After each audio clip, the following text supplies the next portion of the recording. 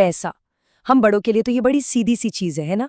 लेकिन जरा सोचिए, एक बच्चे के लिए, उसके लिए तो ये एक पहेली जैसा हो सकता है। तो चलिए आज इसी पहेली को सुलझाते हैं, और वो भी एक बहुत ही मजेदार तरीके से। देखते हैं कि कैसे खेल खेल में बच्चों को पैसे का असली मतलब सिखाया जा सकता है। तो एक बच्चे के लिए ये क्या है? जब वो इसे देखता है तो क्या सोचता होगा? क्या ये कोई चमचमाती चीज है, कोई खजाना, या शायद एक नया खिलौना? बस यहीं से एक बच्चे और एक बड़े की सोच का जो फर्क है ना, वो साफ साफ दिखने लगता है। और यहीं से असली सफर शुरू होता है। देखिए, पैसा असल में सिर्फ एक चीज नहीं है, बल्कि ये एक आइडिया है, एक सोच है। कीमत की सोच, लेन देन की सोच, और यहाँ तक कि आने वाले कल की सोच।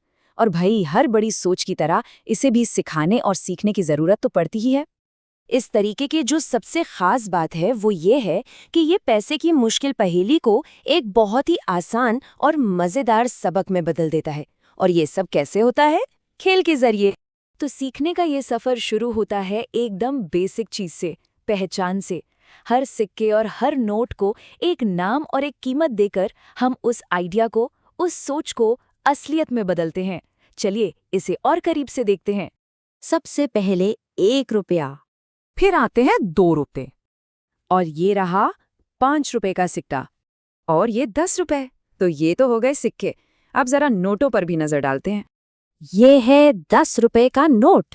फिर आता है 20 रुपए का नोट, और ये है 50 रुपए का नोट, और आखिर में 100 रुपए। तो ठीक है, अब जब हम इन्हें पहचान गए हैं तो चलिए आगे बढ़ते हैं और देखते हैं कि इनका इस्तेमाल कैसे करना है। अब आता है अगला और शायद सबसे मजेदार पड़ाव, इन सिक्कों और नोटों को एक मकसद देना, और वो भी एक ऐसी कहानी के जरिए जिससे हर बच्चा खुद को जोड़ सके, यानी खिलौनों की दुकान। अब ये सवाल देखिए, है तो बहुत साधारण सा, है ना? लेकिन यही वो मौका है जो बच्चे को सीखी हुई बातों को असल जिंदगी में इस्तेमाल करने का मौका देता है। अब ये सिर्फ गिनती नहीं रही, बल्कि एक असली लेन देन जैसा बन गया है। और ये स्लाइड उस पूरी सोच को बहुत अच्छे से दिखाती है।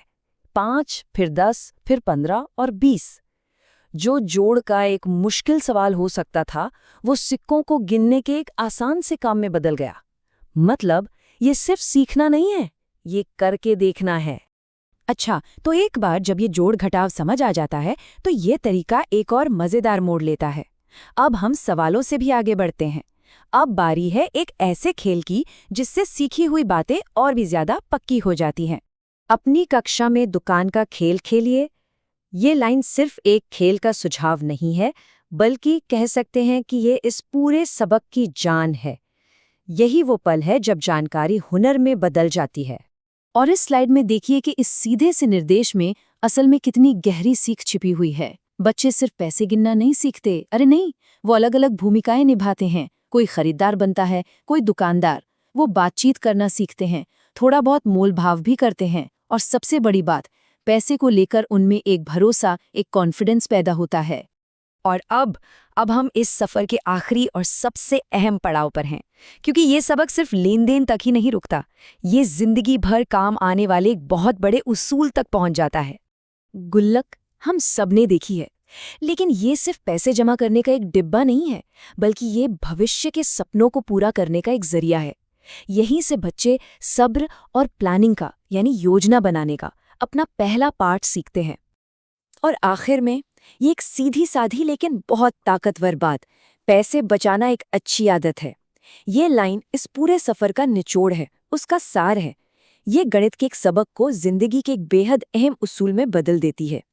तो हम अपनी बात को इसी अहम सवाल के साथ खत्म करते हैं। ये सवाल हमें पैसे से जुड़ी सबसे बड़ी दुविधा के बारे में सोचने पर मजबूर करता है कि पैसे के बारे में पहली सीख आखिर होनी क्या चाहिए, खर्च करना या फिर बचाना।